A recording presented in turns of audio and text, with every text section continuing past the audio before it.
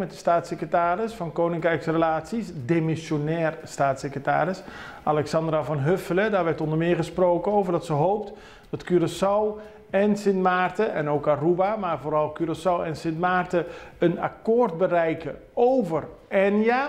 En dat er daarna een nieuwe herfinanciering van de coronaleningen kan worden afgerond.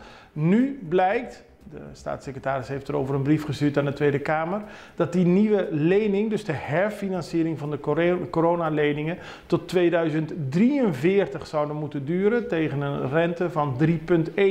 Maar dat alleen als er daadwerkelijk een akkoord over ENJA bereikt gaat worden. De staatssecretaris heeft dat geschreven aan de Tweede Kamer. En daarbij is ook duidelijk geworden dat er eerst dat het hopelijk voor 10 oktober afgerond kan worden. De totale lening trouwens van de coronaleningen is 911 miljoen gulden dat Curaçao heeft ontvangen van Nederland als gevolg van de coronapandemie.